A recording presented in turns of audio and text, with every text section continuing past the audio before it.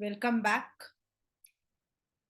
Today we are going to start a very important, very lengthy, and of course, from the students' point of view, it is bit difficult also.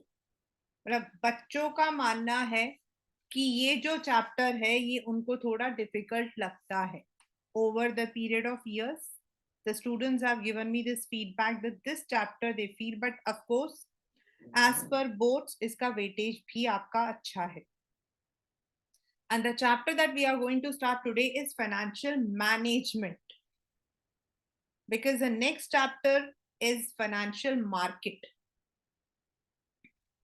पहले हम ये समझते हैं कि what is financial management in a rough manner. मतलब अगर मैं आपसे कहती हूँ कि भाई आपका जो है फाइनेंशियल मैनेजमेंट का मतलब आपके लिए क्या है, तो what does it mean? It means first, मुझे अपने पूरे साल का, मतलब if I take it on my self, मुझे पूरे साल का first of all I need to make a budget. I need to understand कि मेरी जरूरतें क्या रहेंगी. एक मेरी जरूरत होगी which might be putting a good amount on my assets, मतलब मुझे कुछ मेन चीजें खरीदनी है उन पर. दूसरा, मेरा जो डे टू डे यानी कि वर्किंग कैपिटल. तो ये दोनों चीजें मुझे चाहिए होंगी, राइट? देन ये दोनों तो मेरा हो गया when I am talking about the business. अब जो मेरा रनिंग बिजनेस है उसके लिए, then I also need money. I also need money so that I'm investing the money in some area. मैं अपना पैसा जो है उसको इन्वेस्ट कर रही हूं, लेकिन मैं इन्वेस्ट करने से पहले I would be taking up the criteria. मुझे कहां कहां इन्वेस्ट करना चाहिए. शुड आई इन्वेस्ट इन, मतलब मैं आई am talking about a single person. Should I invest in debentures, bonds, shares? और अगर मुझे शेयर्स खरीदना है तो कौन से में खरीदना चाहिए? Then whatever profit I am getting from my shares, मुझे जो भी मेरा प्रॉफिट मिलता है उसको मुझे कैसे खर्चा करना चाहिए? Should I completely make use of it, या मुझे उसका कुछ पोर्शन रिटेन करना चाहिए? तो when I talk about all these aspects, मतलब जब मैं इन सभी एस्पेक्ट्स के बारे में बात कर रही हूं in a rough language, in a day to day language, रोजमर्रा की जो हमारी भाषा है अगर मैं उसमें बात करती हूँ, इसको हम बोलते हैं फाइनेंशियल मैनेजमेंट. यानी कि आपके जो फाइनेंसेस हैं उनको अच्छे से मैनेज करना, कहाँ इन्वेस्ट करना है, कहाँ डिवाइड करना है, कहाँ प्रॉफिट को यूज करना है, और कहाँ से पैसे लेना है.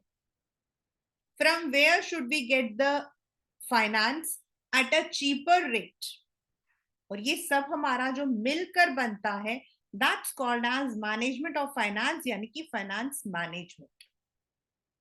तो now let us come to the मतलब कि from the book point of view, from the management point of view, financial management refers to the effective acquisition. Acquisition मतलब पैसा कैसे लेकर आना है, एक्वायर करना है, and how to use it, उसको हमने कैसे यूज करना. इन तीनों को मिलाकर हम बोलते हैं financial management. I am sharing the screen with you and I tell you what happens in the real market. Real market में क्या होता है? Before I proceed to the actual chapter, real में क्या होता है कि आप लोग, दिस इज अ बुक, आपके बुक में भी है, and this can be a pictorial question also. Say this is the market. अब इस मार्केट के अंदर क्या होगा? You will be having people जो कि अपना पैसा लगाएंगे, यानी कि हम सेवर्स, होम मेकर्स, मतलब हम जो आमतौर पे जो लोग हैं, एंड देन ये जो पैसा होगा हम इसको लगा सकते हैं बैंक में, ठीक है, और दूसरा हम लगा सकते हैं इनटू द कंपनीज जहां हमने शेयर्स वगैरह खरीदा। नाउ ये जो बैंक है, this also gives loan to the companies, and ये जो पैसा होता है जो कंपनीज उनको एज एन इंटरेस्ट देती है उसको बैंक हमें देती है, और कंपनी को जो प्रॉफिट आता है वो एज अ डिविडेंड हमें आता है। तो यानी कि कंपनीज को पैसा कहां कहां से मिलता है? From the people who are investing, जो उसमें पैसा उनमें इन्वेस्ट करते हैं। Then they may be taking shares, वो लोग शेयर्स को उठा सकते हैं, और they may be taking loan, वो लोग लोन्स ले सकते हैं। अभी हम सिर्फ कंपनी के व्यू से बात कर रहे हैं, we are not talking about all these, हम सिर्फ इसके बारे में बात करें। तो ये जो कंपनीज होती हैं they may be going for either the dividend और they may go for the investment, sorry buy in, या फिर they may be going for shares या फिर लोन।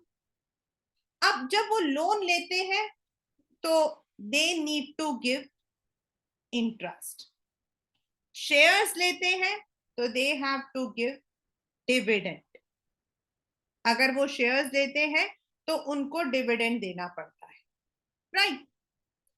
तो जो ये कंपनी होती है इसमें जो फाइनेंस डिपार्टमेंट होता है, जो फाइनेंस मैनेजर होता है, उसकी ड्यूटी होती है कि वो लोएस्ट कॉस्ट पर इन मतलब कि फाइनेंस को लेकर आए at the lowest cost, and then there are मतलब कि decisions regarding how to which kind of investment we should do. मतलब हमें ये जो पैसा आया है इसे इस प्रोजेक्ट में लगाना चाहिए। There are PPTs, there are excel sheets, whether we should invest, हमें इन पैसों को इन्वेस्ट करना चाहिए, इस प्रोजेक्ट में करना चाहिए, उस प्रोजेक्ट में करना चाहिए।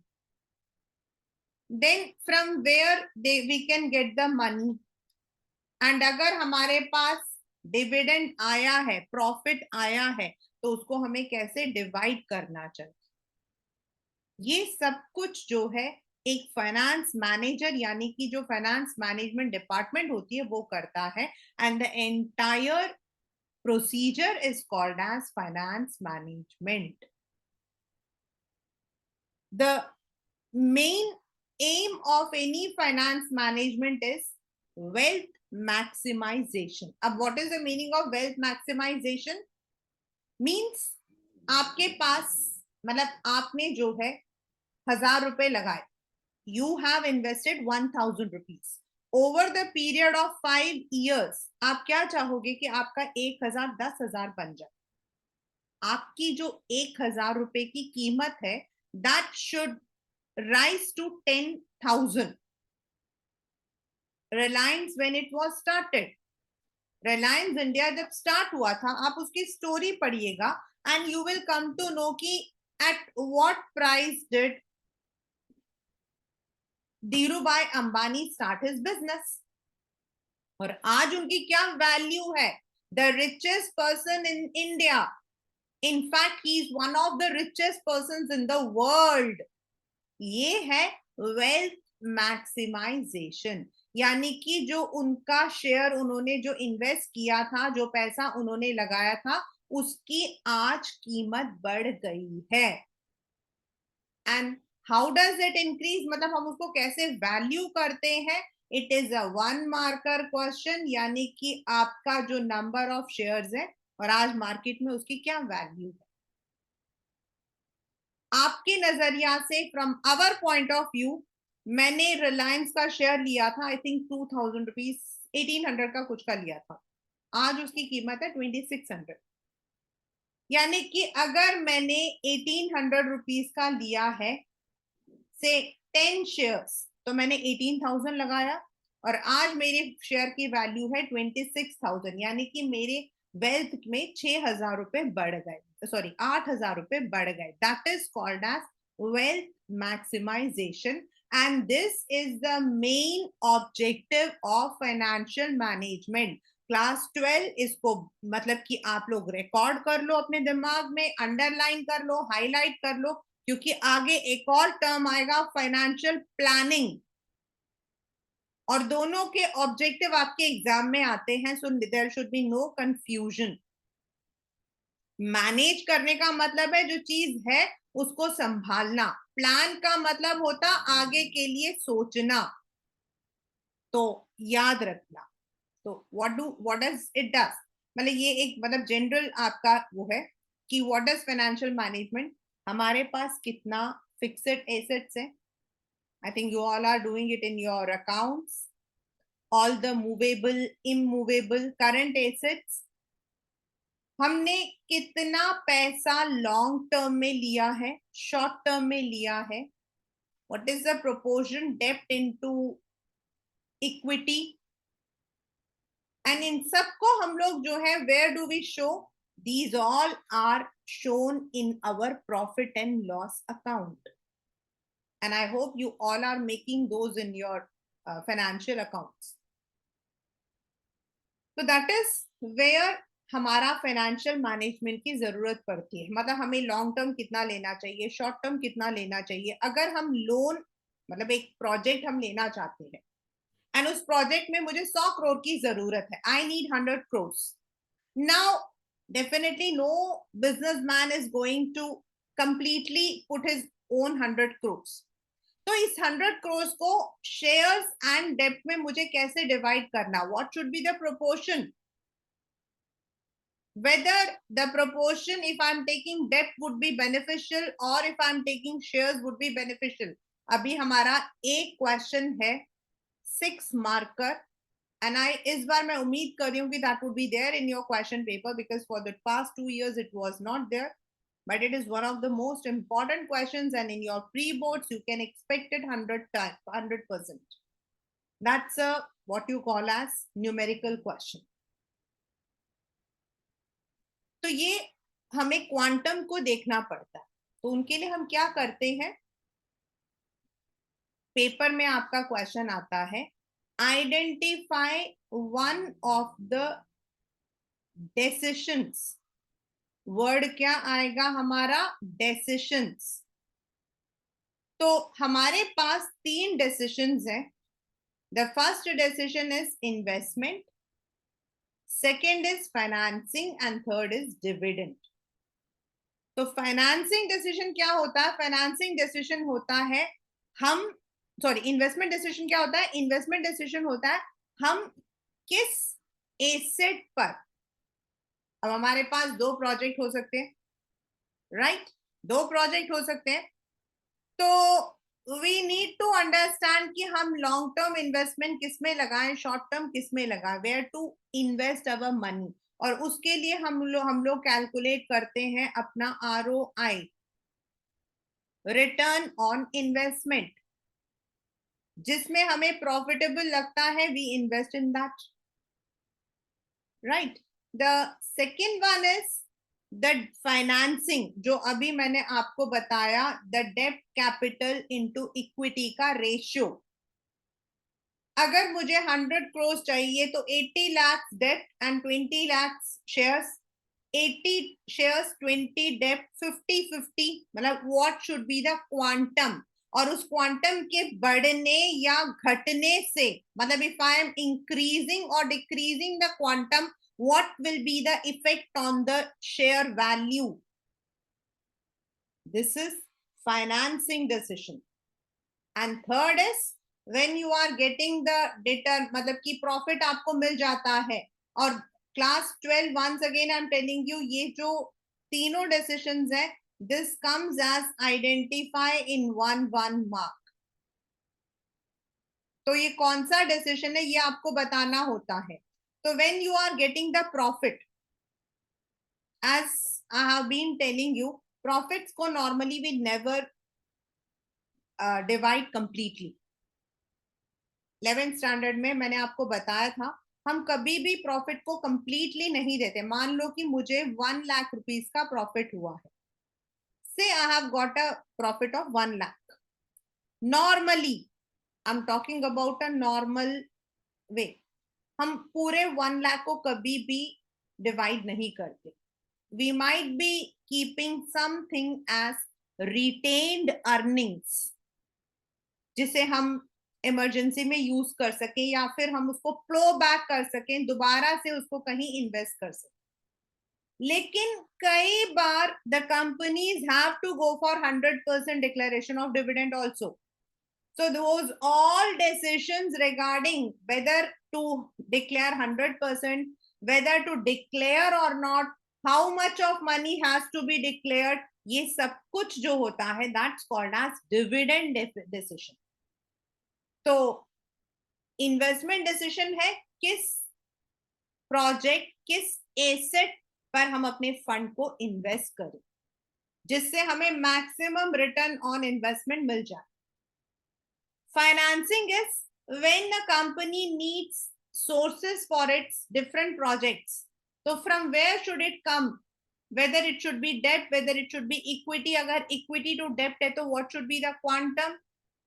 And when you are getting the profits, whether to declare 100% dividends, whether to declare X%, और उसके बड़े सारे फैक्टर्स होते हैं. Now we are reading the same thing. तो let us first of all come to the investment decision. मतलब एक manager को अगर इन्वेस्टमेंट लेना पड़ता है तो क्या क्या करेगा. भाई कहां पर आपको इन्वेस्ट करना है. यू हैव 2 प्रोजेक्ट्स जो क्वेश्चन पेपर का आता है या आया हुआ है. Right, your company is having 2 projects. एक में आपका जो रिटर्न है वो 10% है एंड दूसरे में आपका 15% है. रिटर्न ऑन इन्वेस्टमेंट आपको जो आप एस्टिमेट कर रहे हो कि इतना आपको वापस मिलेगा. ठीक है, तो आप क्या करोगे. You will first of all see what is the cash flow of the project. मतलब जब प्रोजेक्ट चल रहा है तो आपको कितना पैसों की जरूरत पड़ेगी, क्योंकि रिटर्न ऑन इन्वेस्टमेंट ज्यादा होगा लेकिन अगर आपको कैश फ्लो आपकी कंपनी का कम है तो प्रॉब्लम है. देन द मेन क्राइटेरिया और जो क्वेश्चन आता है जिसको बच्चे मतलब कि आई कैन लाफ. बहुत सिंपल क्वेश्चन होता है कि एक कंपनी को 2 प्रोजेक्ट्स आ रहे हैं, एक में 10% आ रहा है, 15% आ रहा है, on which they should go. And ये लोग क्या करते हैं स्टूडेंट्स, वो जो क्वेश्चन मैं आपको बार बार बता रही हूँ ईपीएस वाला, वो क्वेश्चन करके आ जाते हैं. इसमें आपको कुछ नहीं करना है. आपके सामने 2 प्रोजेक्ट हैं, एक में आपको 10% मिल रहा, दूसरे में 15. तो किस में जाना चाहिए. ऑब्वियस है 15 में जाना चाहिए because it's giving you more. And the third criteria is other investment criteria involved. बाकी जो फैक्टर्स हैं उनको भी देखना पड़ेगा. ऐसा नहीं है कि सिर्फ कैश फ्लो देखा या सिर्फ return. You need to calculate. And when we are managing the finances, there are hundreds of calculations which goes on. The second is financing decision. यानी कि एक कंपनी को पैसा लेना है, मार्केट से लेना है. तो सबसे पहले अगर आप शेयर्स कहते हो, नाउ शेयर्स की कॉस्ट क्या होती है. आप नहीं खरीद रहे हो, आपके मार्केट में आपको अपने शेयर्स मार्केट में बेचने हैं. अब उसके लिए हम क्या करते हैं, मान लीजिए वी नीड 1 लाख रुपीस. मैं बहुत कम अमाउंट लेकर जा रही हूं फॉर योर इजी कैलकुलेशन. से मुझे 1 लाख रुपीस मुझे मार्केट से लेना है. राइट, नाउ आई हैव 2, मेरे सामने 2 रास्ते हैं. either I can go for debt or I can go for equity. डेब्ट का मतलब है लोन और इक्विटी का मतलब है अपने शेयर्स को मार्केट में बेचना. तो अब मुझे शेयर्स को अगर मार्केट में बेचना है तो देन शेयर्स को मार्केट में बेचने के लिए मुझे मतलब कि अपने कैपिटल को स्टॉक में कन्वर्ट करना पड़ेगा.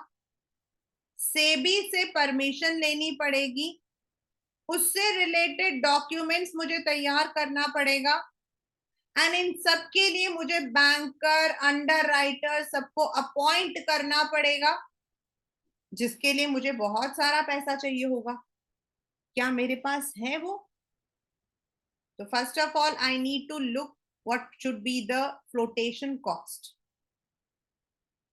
Second, cost means अगर मैं शेयर्स ले लेती हूँ, दे देती हूँ, तो मेरे को कितना फायदा या नुकसान होगा?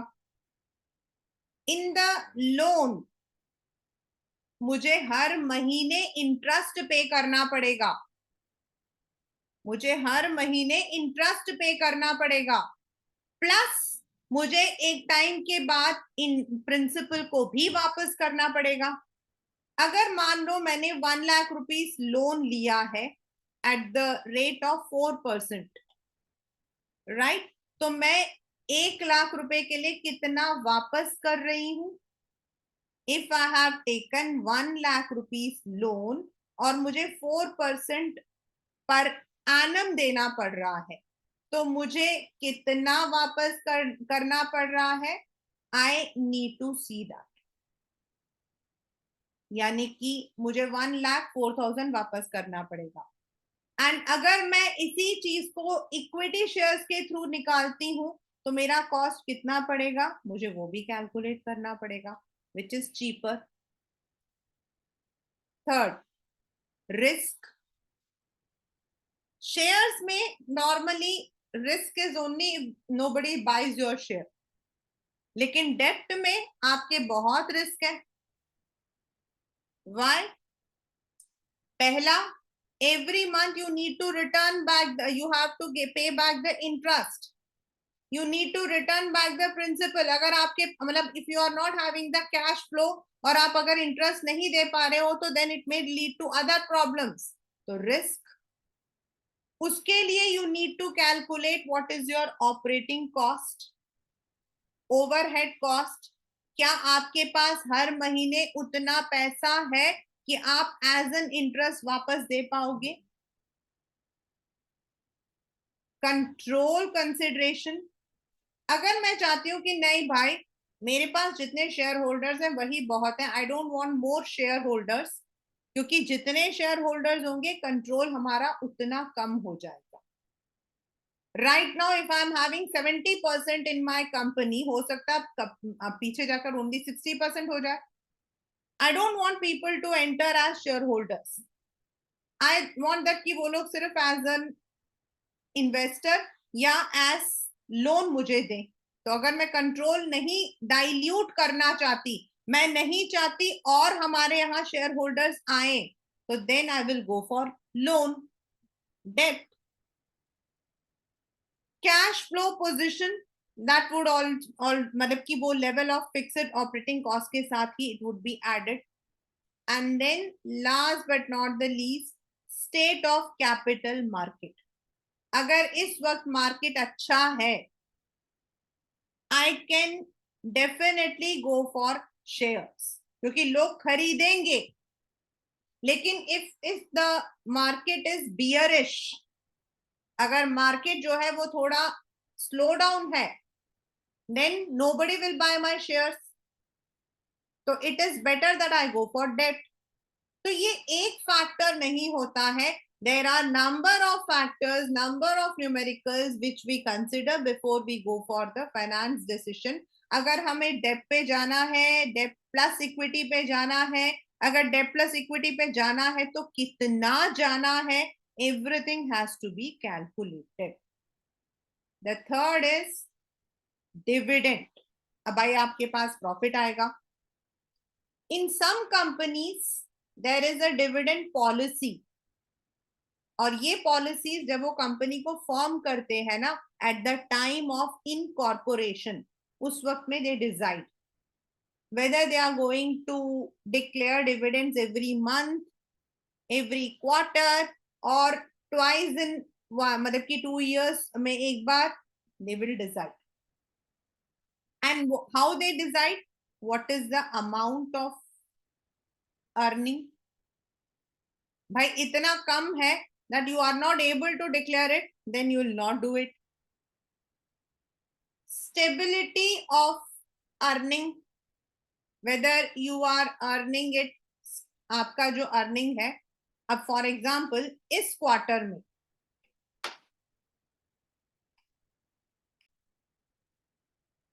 तो सबसे पहले फॉर एग्जाम्पल इस क्वार्टर में, मतलब we take it into quarters, like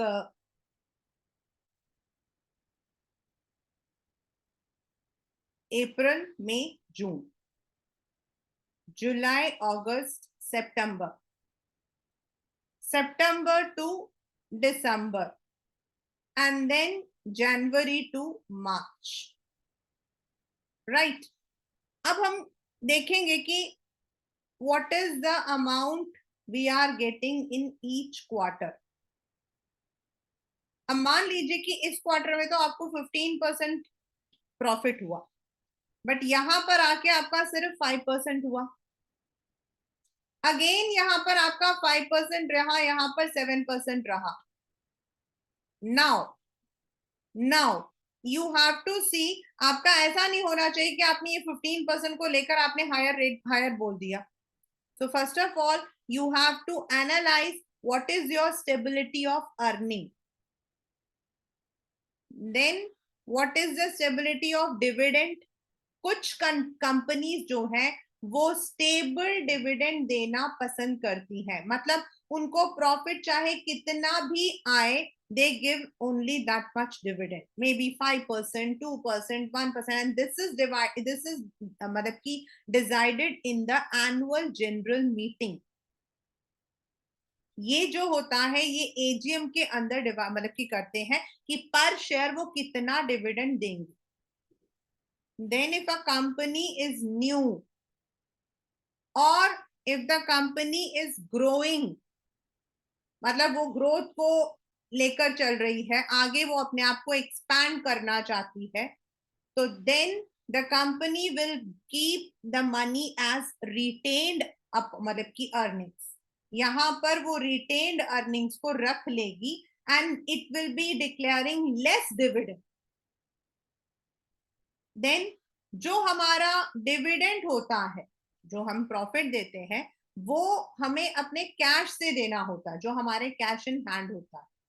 और अगर हमारा कैश इन हैंड का जो पोजीशन है वो ज्यादा अच्छा नहीं है, क्योंकि हमें रॉ मटेरियल्स भी लेने हैं, हमें ओवरहेड एक्सपेंसेस भी देखने हैं, हम लोगों को बाकी सारे expenses, then how you will be deciding, तो वो भी देखना है।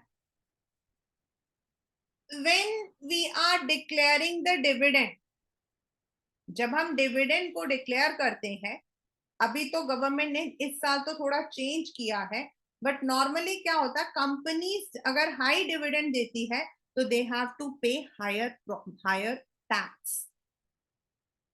For the consumers there are certain limitations, मतलब कितना आपको मिल रहा है, मतलब कम है तब तो आपको नहीं देना पड़ता, बट अगर आपको ज्यादा डिविडेंड देता है देन आपका जो है आपका जो है टैक्स कटता है। लेकिन from the company's point of view, अगर आप ज्यादा डिविडेंड डिक्लेयर करोगे then you have to pay more taxes, वो भी आपको देखना पड़ेगा।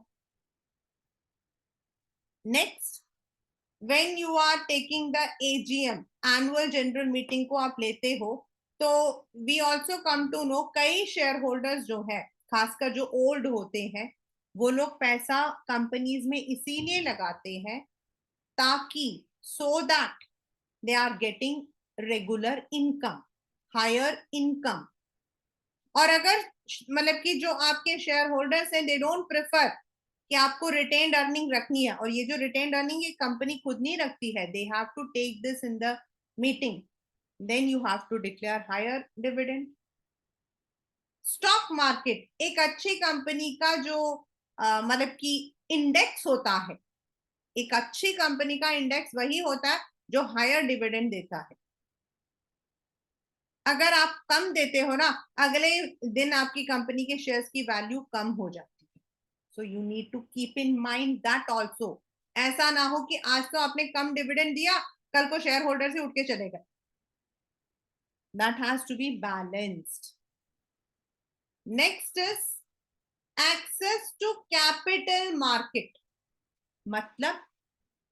मतलब जब आपको पैसा आगे चाहिए होगा, आगे आपको इन्वेस्ट करना है, आगे आपको फाइनेंसिंग चाहिए, तो क्या आपकी कंपनी के पास इतना एक्सेस है that it can take the loan? अब लोन जो है बच्चा, it is not given as, there is a limit. SEBI limit fix करती है, सेबी आपकी लिमिट फिक्स करती है कि आपकी कैपिटल कितना है, आपके ओरिजिनल कैपिटल का 1% होता है जितना कि आप लोन के जैसा ले सकते हो। तो क्या आपके पास एक्सेस है? ऐसा तो नहीं है कि आपने 100% लोन ले लिया और कल को आपको जरूरत पड़ेगी तो आप लोन नहीं ले सकते हो। तो लोन, तो access to capital market. Then कुछ areas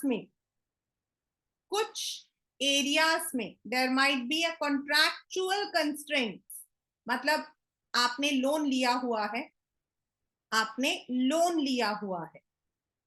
so you will not be, जो लोन दे रहा है, maybe it may be a financial institution or it may be a bank, वो आपके कॉन्ट्रैक्ट में, आपके साथ जब वो कॉन्ट्रैक्ट साइन करता है तो वो आपके ऊपर कोई कंडीशन डाल सकता है दैट आप इससे ज्यादा डिविडेंड डिक्लेयर नहीं करोगे।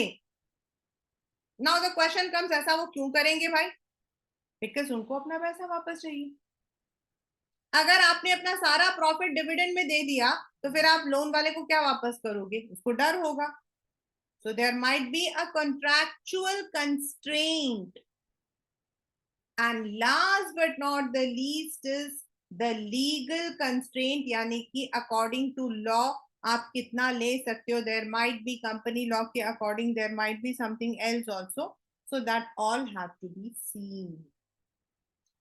That means when we are managing our funds, whether it is investing in any project or getting the money from any source or dividing the profit among the shareholders, we need to keep certain factors in our mind.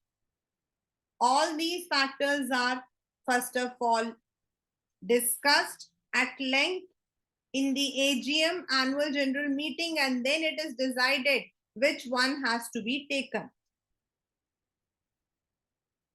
अब आता है the next one. अभी तक हमने पढ़ा class 12, that is मतलब की financial management. अब आता है फाइनेंशियल प्लानिंग, यानी कि आपको फ्यूचर का ब्लूप्रिंट, इन अनदर वर्ड, इन मतलब की general word it can be budget preparation.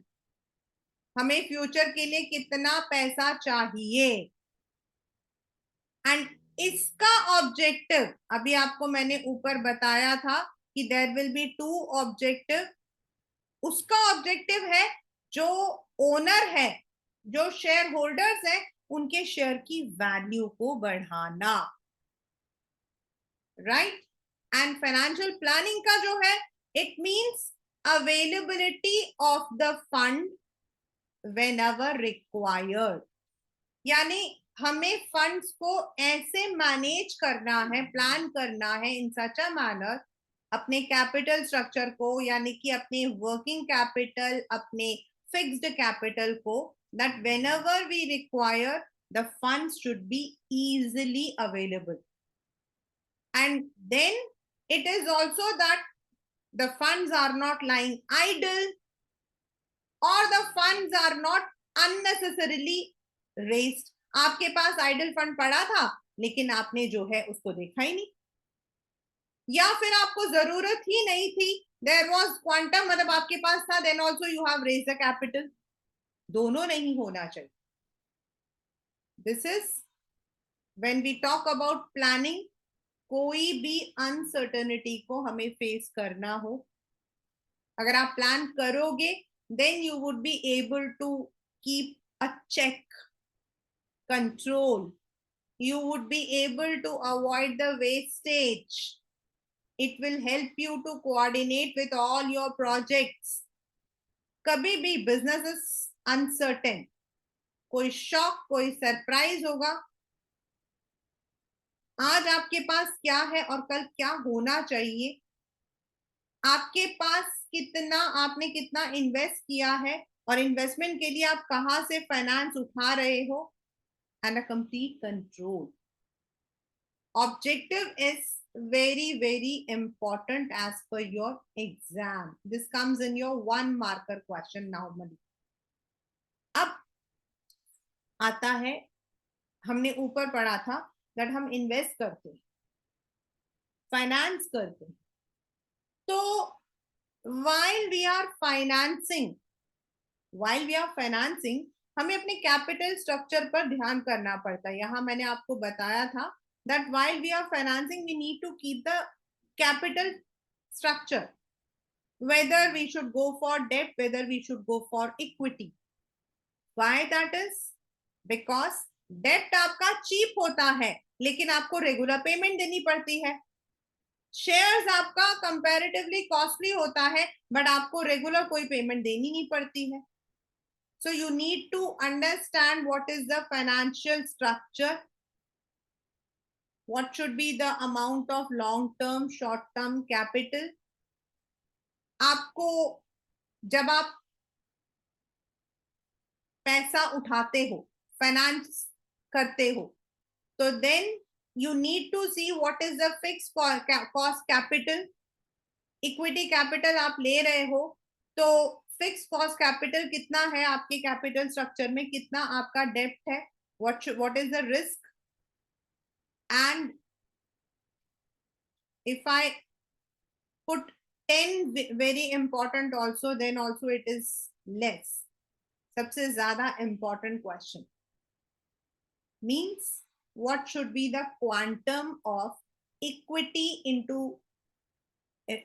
is to debt को financially analyze करना, numerically analyze करना, whether it is good or not.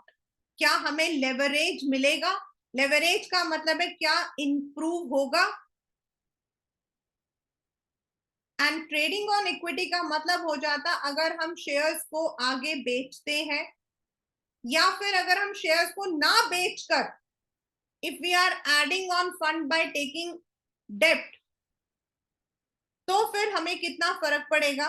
Weather trading on equity, यानी कि जो इक्विटी शेयर होल्डर्स है, are they going to be benefited. ये वाला जो वर्ड है EPS, equity per share, whether they are going to be profited. अगर company loan ले रही है तो मेरे शेयर पर कितना फर्क पड़ेगा. मेरे पास 1 रुपया है, 1 शेयर है, लेकिन उस 1 शेयर की वैल्यू बढ़ेगी या घटेगी ओवर द पीरियड ऑफ, मतलब कि 5 years, whether it would be increasing or decreasing. और उसको मुझे मतलब कि I need to calculate. तो these are, मतलब कि this is how a capital structure को देखते हैं. और ये जो हमने पढ़ा ना ट्रेडिंग ऑन इक्विटी, ये सिर्फ एक पॉइंट है. There are many factors which we have to consider before we choose a capital structure. कितना डेट, कितना आपका मतलब कि इक्विटी.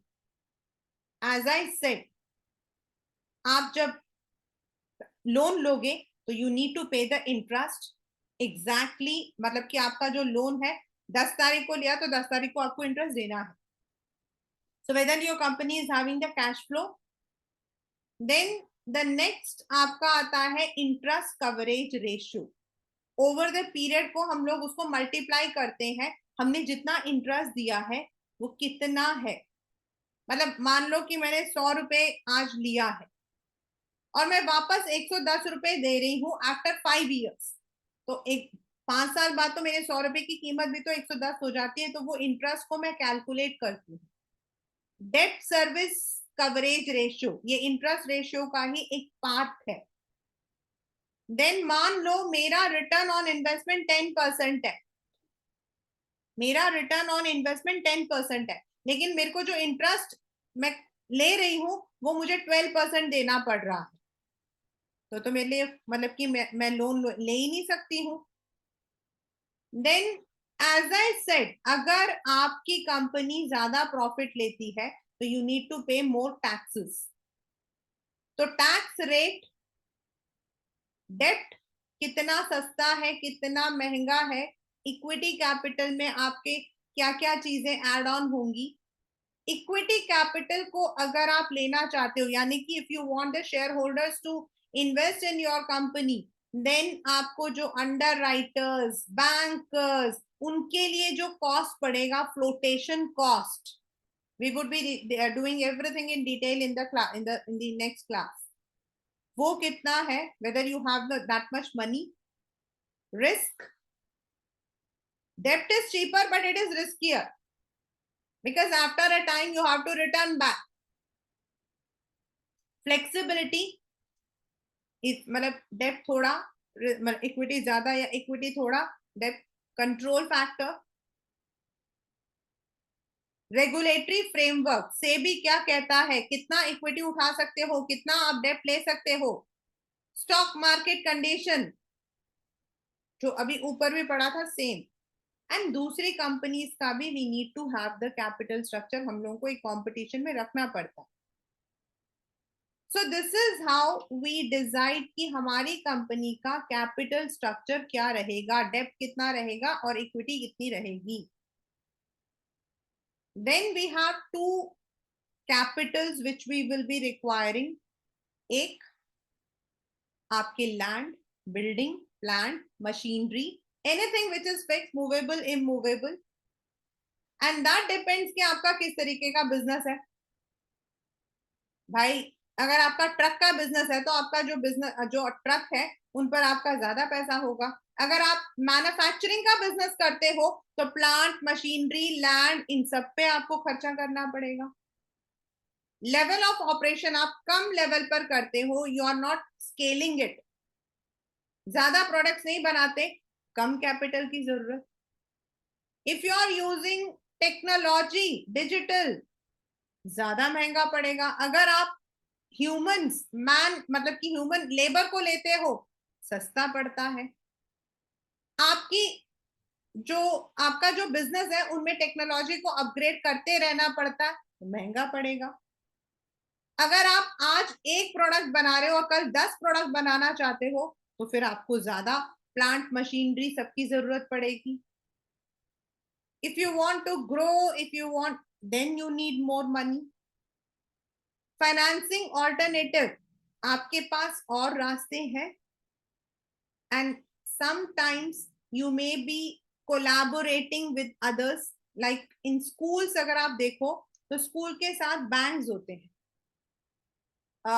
दिस आपका जो है Nutan Vidya Mandir is there in Dilshad Garden, they have a bank, तो दैट इज कोलैबोरेशन। यानी कि उनके फिक्स्ड जो आपका मतलब जो लैंड है उसका जो रेंट है वो बांट लेते हैं, तो आपको कम पड़ेगा। ऑन द अदर हैंड, जो आपको पैसा फॉर 1 ईयर वर्किंग कैपिटल, आपको रॉ मटेरियल्स, आपको लेबर, आपका ओवरहेड एक्सपेंसेस, इंश्योरेंस, सैलरी, इन सब के लिए जो पैसों जरूरत पड़ती है, that comes under working capital. Again first two दोनों में सेम है। अगर आपका ट्रेडिंग बिजनेस है, सामान इधर से लिया और उधर दिया, तो आपको वर्किंग कैपिटल की ज्यादा जरूरत नहीं पड़ती है, पेपर में सबसे ज्यादा आता है। Scale of operation again the same, कम मात्रा, कम क्वांटिटी बनाते हो, you require lesser working capital. Now there are two things, business cycle and production cycle, and then seasonal factors, the three are interrelated. ये तीनों इंटररिलेटेड है। आपका मतलब कि जो पूरा प्रोडक्शन है कितने टाइम में बनता है, तो उतना टाइम आपको कैश होल्ड करके रखना पड़ेगा। भाई जब तक आपका सामान बन कर बाहर निकल कर मार्केट में जाने के बाद, वो बिकने के बाद आपके पास पैसा आता है। So for that entire period you need to hold the money for all the overhead expenses. Then certain business are good in summer, some are good in winter, some are good in both. फिर आपका जो vendor है वो आपको कितना credit allow करता है, supplier आपका, और आप अपने आगे जो लोग हैं उनको आप कितना क्रेडिट देते हो। अगर आपका नो क्रेडिट पॉलिसी है, कैश ऑन बेसिस है, तो हो सकता है कि आपको कम कैपिटल की जरूरत पड़े। और आपका जो सप्लायर है वो भी अगर यही बोलता है कि नो क्रेडिट, कैश में देना है, तो आपको ज्यादा पैसों की जरूरत पड़े, क्योंकि आपको रॉ मटेरियल्स के लिए रेगुलरली पैसा देना पड़ेगा। आपके पास जो ऑपरेटिंग एफिशिएंसी है, आपका मैन पावर, आपके मतलब कि जो उसका नाम क्या है, टेक्निक्स, ये सब कितने हैं। If you are having the growth prospectus, आप ज्यादा बनाना चाहते हो, you will be always requiring the working capital. अगर रॉ मटेरियल्स आप बाहर से मंगवाते हो तो आपको होल्ड करके रखना पड़ेगा, लेकिन अगर आपका रॉ मटेरियल इजीली अवेलेबल है तो you don't need to hold the stock. Then अगर आपका जो है, if you are having the FMCG products, fast moving consumer goods, then their level of competition is more. भाई इस कंपनी का नहीं है तो दूसरी कंपनी का खरीद लो। If it is more then you need to keep more capital, क्योंकि यू शुड, आपका जो गुड्स है that should always be available in the market.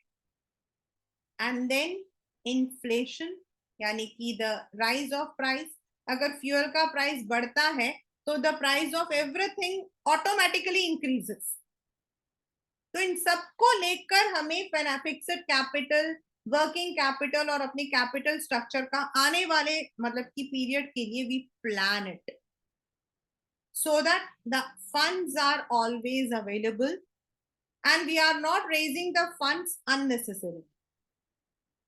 So in this manner, financial management जो chapter है, that comprises of two areas. One is managing the fund, financing investment and dividend, and planning for the future. So that's the summary of the chapter financial management, one of the very important chapter. And while we are doing the capital structure at that time, definitely you all need to be more alert, as we have one numerical question. Definitely it is not a rocket science, it's a very easy one since you all are already doing accounts, so इसना मतलब नहीं है। फिर भी the one question बच्चों को आता है कि मैम अकाउंट्स में तो चलो ठीक है, but why it is there in the business. तो बिजनेस के अंदर इसलिए होता है क्योंकि as a finance manager, while you are taking your decision from your brain, जब आप ब्रेन को यूज कर रहे हो तो वहां पे कैलकुलेशंस की जरूरत पड़ती है। And that is why we always say planning is a mental exercise. So that is where we need to understand कि भाई what should be the structure, क्योंकि एक गड़बड़ and the company may sink. And if there is an intelligent managing, then the company would definitely boom up. All those companies which boom up, they have sound financial management. That's the one reason. And all those companies, even उन companies में ही कुछ areas ऐसे होती हैं जहां पर आप loss को देखते हो, that's only because of the poor management or maybe the timely decision. So very important is that we need to have proper finance management. And later on, when any one of you intends to go for MBA, financing जो है, that's one of the very important. और ये जो हम लोग concepts यहाँ पढ़ रहे हैं ना, these are the concepts which you will be doing in deep, in depth, along with lots of calculations and all. So that's all for today. That is financial management.